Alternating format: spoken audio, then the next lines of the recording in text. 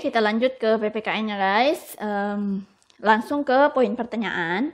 Dari pernyataan tersebut yang menunjukkan peranan pers dalam masyarakat demokratis untuk menjunjung tinggi HAM dan keadilan antara lain. Jadi ini kata kuncinya adalah peranan pers dan menjunjung tinggi HAM dan keadilan ya. Berarti kita harus lihat peranan pers itu apa guys dalam menjunjung tinggi HAM dan keadilan. Oke.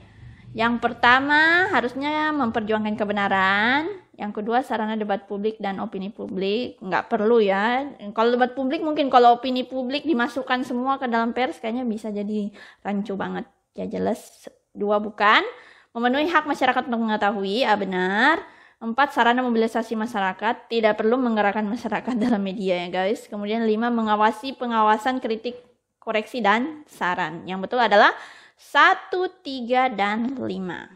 Oke. Pilihan nomor 5. Kita lanjut. Salah satu bentuk kegiatan yang menumbuhkan rasa nasionalisme dan membangun integrasi bangsa Indonesia secara bersamaan. Jadi ini secara bersamaan rasa nasionalismenya ya guys. Dari berbagai daerah gitu ya. Menyanyikan lagu-lagu daerah perhelatan kampung. Enggak nasionalisme. Menjalani pendidikan militer di perbatasan. Itu hanya untuk orang-orang tertentu dan bukan Indonesia secara bersamaan. Menjelajah alam dengan masuk hutan dan mendaki gunung, itu juga hanya untuk orang tertentu. Belajar giat dan menyelesaikan studi juga cuma untuk siswa. Kalau secara bersamaan yang tepat adalah pilihan nomor 2, berpartisipasi dalam Pekan Olahraga Nasional. Oke, sekarang nomor 53. Keterbelakangan masyarakat pedalaman antara lain karena kurangnya akses informasi. Maka upaya yang dapat dilakukan sejalan dengan semangat membangun Indonesia multikultur adalah, kita boleh lihat, memberi peran pada tokoh adat daerah. Ya, jelas bukan, karena kita mengupayakan sesuatu yang multikultur ya. Jadi ini kata kuncinya adalah membangun Indonesia yang multikultur di pedalaman. Oke? Membangun sekolah di wilayah pedalaman, tidak multikultur, memang dibangun, tapi apa impactnya untuk multikultur gitu loh guys. Pemimpin daerah diambil dari putra daerah, tidak juga disebut dengan multikultur, memperbanyak aparatur negara yang ditugaskan. Kemana dia mau ditugaskan? Ya, menggantung. Makanya aku pilih nomor pilihan 3, yaitu mendatangkan guru dari daerah lain ke wilayah pedalaman, supaya anak-anak itu bisa lebih mengenal budaya lain selain yang ada di desa atau di pedalaman tersebut gitu loh guys. Oke, kita lanjut. Nomor 54. Dalam kasus guru memberi hukuman kepada siswa yang dilakukan adalah, ini sih kita nggak perlu eliminasi ya, cukup kita lihat. Meminta bantuan guru lain agar siswa menjadi jerat, tidak perlu. Melakukan hukuman fisik karena siswa sangat keterlaluan, sebisa mungkin jangan. Jadi ini masih kurang tepat. Memanggil orang tua untuk menyelesaikannya, kalau masih bisa kita selesaikan ya kita selesaikan dulu. Meminta guru BK mencatat dan melakukan pembinaan khusus. Ya itu kalau di SMP atau di SMA, tapi kalau di SD itu rata-rata belum punya guru BK. Makanya pilihan 3 adalah yang paling tepat. Memperlakukan secara humanis sesuai dengan martabat siswa. Jadi boleh dihukum. Misalkan, oh ya kamu nulis 100 kalimat, saya tidak akan terlambat lagi gitu. Berapa 100 kalimat ke bawah gitu. Itu kita memberikan hukum yang humanis dan lebih mendidik gitu. 55. Dalam menjalankan kedaulatan negara, perbedaan negara federal dan otonomi daerah NKRI terlihat dalam contoh negara federal tuh kayak Amerika Serikat ya guys. Jadi ada negara bagian Alaska. Negara federal tuh negara bagian. Ada negara bagian bahkan masing negara bagian Ohio misalnya, negara bagian, pokoknya negara-negara bagian gitu ya guys. Nah, perbedaan negara bagian sama otonomi daerah ya. Kalau otonomi daerah itu dia itu desentralisasi. Jadi gini, desentralisasi itu artinya diizinkan untuk mengelola daerahnya sendiri, tapi ada juga beberapa peraturan yang tetap mengacu kepada pusat gitu. Jadi mereka punya peraturan perundang. Semua otonomi daerah juga punya sih peraturan perundang-undangan atau perdanya, peraturan daerah. Tapi untuk undang-undang tetap yang berhak mengeluarkan itu adalah dari pusat atau sentralnya, sentralisasinya. Sedangkan kalau negara federal itu mereka punya bisa membuat undang-undang sendiri ya. Jadi belum tentu di negara bagian sini, meskipun mereka satu Amerika, di negara bagian sini sama negara bagian sana, kayaknya di negara bagian sini ganja dilarang, tapi negara bagian yang lainnya enggak gitu. Jadi mereka punya kayak sejenis undang-undang sendiri, jadi benar-benar kayak merdeka gitu loh guys, cuman dalam satu kedaulatan gitu ya. Bahkan negara federal ini seperti pilihan nomor 5 ini memungkinkan melakukan perjanjian internasional dan otonomi daerah dalam NKRI tidak dapat melakukannya. Seperti itu. Nomor 56. Pancasila sebagai dasar negara RI artinya Pancasila merupakan, nah yang kayak gini itu guys, dia kan nggak perlu analisis ya, biasa nilainya hanya 1. Kalau yang ini jelas ya. Pilihannya adalah nomor 1, sumber dari segala sumber hukum negara Republik Indonesia. Kalau Pancasila sebagai falsafah negara ya berarti cara pandangnya gitu kan. Kalau dia sebagai pedoman dan cita-cita luhur ya berarti cita-cita dan tujuan bangsa gitu kan. Ya, seperti itu. Nomor 57.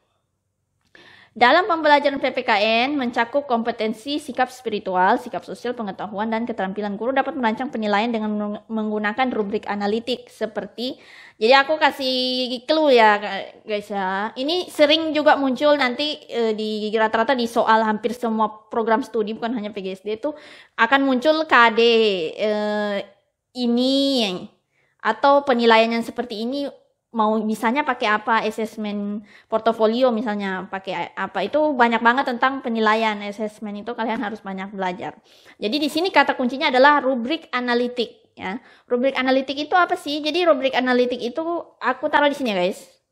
Ya, rubrik analitik itu sepertinya pedoman atau rincian kita dalam menilai siswa, ya terutama dalam keterampilan ya guys. Rubrik analitik ini pasti digunakan dalam keterampilan. Misalkan kita menyuruh siswa menyusun laporan. Nah, tadi kan ada tuh menyusun laporan untuk keterampilan.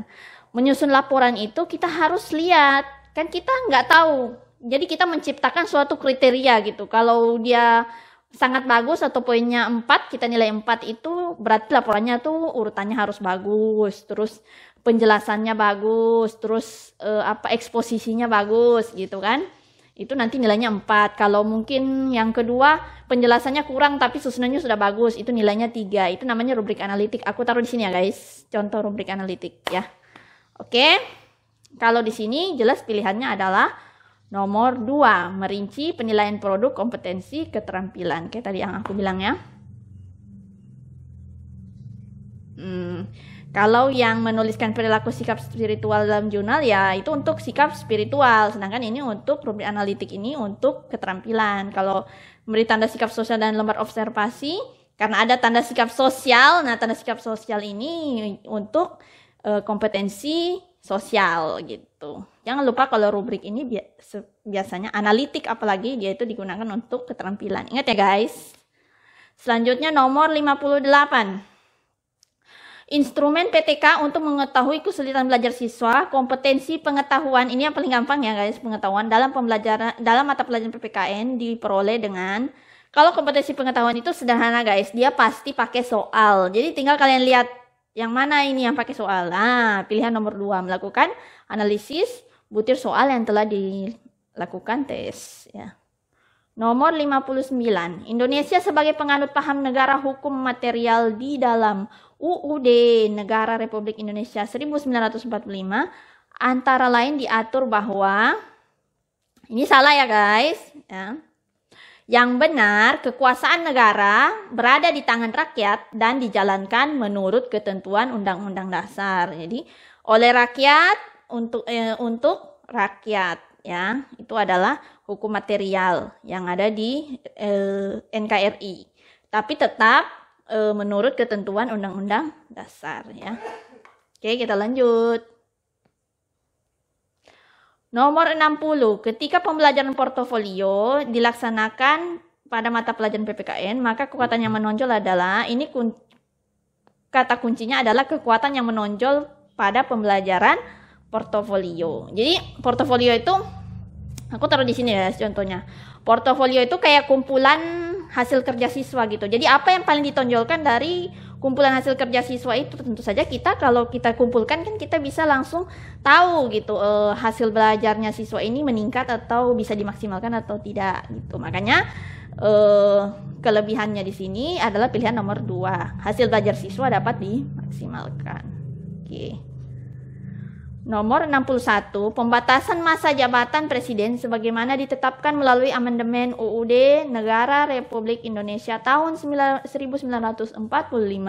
dalam perspektif demokrasi merupakan perwujudan ini rotasi kekuasaan. Ini ada di modul, silakan dilihat ya.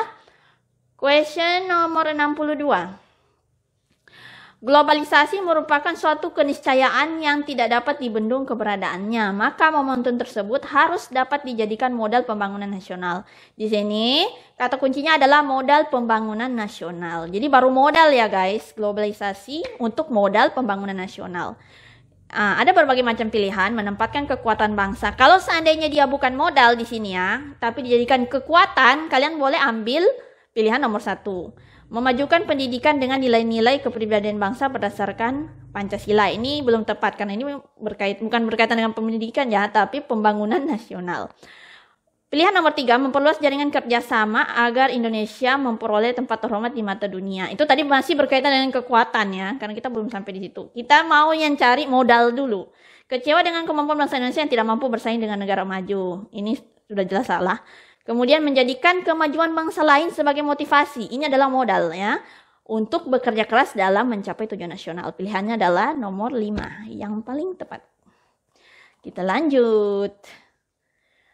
Pertanyaan nomor 63. Pembelajaran yang menempatkan nasionalisme sebagai tema pembelajaran di sekolah dasar dapat ditunjukkan dalam peristiwa.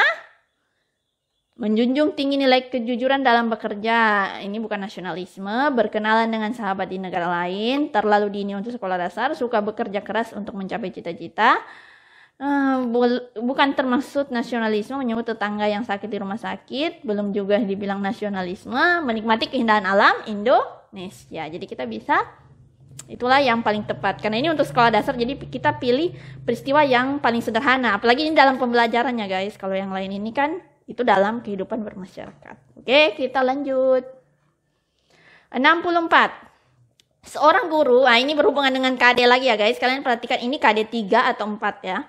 Seorang guru ingin mengajar siswa kelas 6 SD dengan pembelajaran berbasis masalah. Nah, tadi ini problem solving. Keren.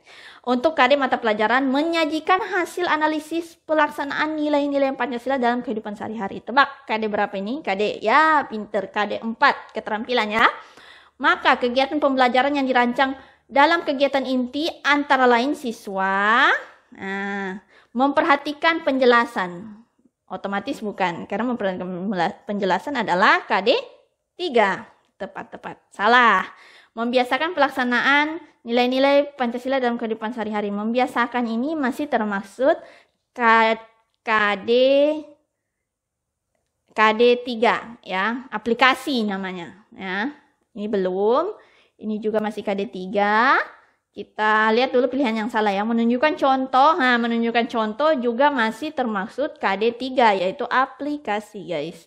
Kemudian mengurai pelaksanaan nilai-nilai Pancasila. Menguraikan juga masih termasuk KD 3 yaitu apa coba? Menjelaskan ya, masih termaksud KD 3 itu pengetahuan yang benar adalah membuat tabel pelaksanaan nilai-nilai Pancasila dalam kehidupan sehari-hari tiap sila. Nah, itu menjadi karena menyajikan hasil analisis ya, menyajikan hasil analisis berarti harus kita buat tabel dan kita rincikan seperti itu. Nanti ada juga namanya rubrik analitik yang bisa dibuat. Ya. Pilihan nomor 3. Sesuai dengan KD 4. Nomor 65. Indikator pencapaian kompetensi mata pelajaran PPKN SD kelas 4 dengan KD mengemukakan manfaat keberagaman karakteristik individu dalam kehidupan sehari-hari. Ini masih KD 4 ya guys. Dapat dirumuskan. Kita lihat dulu pilihan yang salah. Meneladani sikap teliti dari seorang tokoh. Meneladani itu adalah KI ya guys, kompetensi inti. Jadi ini termaksud kompetensi sosial. Bersyukur juga termaksud kompetensi spiritual. Kemudian menjelaskan perbedaan individu, menjelaskan adalah betul kompetensi pengetahuan ya. Menguraikan juga tadi masih termasuk kompetensi pengetahuan. Makanya kalau mengemukakan seperti ini karena dia adalah KD 4, makanya dia adalah pilihan nomor 1. Terampil menghalang pertemanan di kelas. Oke. Nomor 66. Sila ketuhanan yang Maha Esa merupakan kekuatan bangsa Indonesia untuk menyatakan kemerdekaan sehingga terbebas dari penjajahan sebagaimana yang dinyatakan dalam pembukaan UUD Negara Republik Indonesia tahun 1945 alinea ke-3. Kalau yang ini silakan dilihat di Undang-Undang Dasar. Aku nggak usah terangin lagi ya. Nomor 67. Ketika terjadi sengketa kewenangan kelembagaan negara, maka Mahkamah Konstitusi dapat melakukan. Yang ini juga ada di modul, silakan dibaca ya. Jadi aku langsung ke jawabannya aja. Penghentian sementara kewenangan antara yang bersengketa tadi sampai adanya ketetapan dari Mahkamah Konstitusi. Itulah. Oke, wis itu nomor terakhir tadi dari PPKN untuk soal UTN atau soal UP PGSD ya, set 1. Terima kasih sudah nonton video ini, panjang banget kayak udah 30 menit ya. Kalau kalian emang suka dengan video ini, jangan lupa untuk klik like, komen, dan jangan lupa untuk klik tombol subscribe dan nyalakan tombol notifikasinya. See you on my next video. Bye.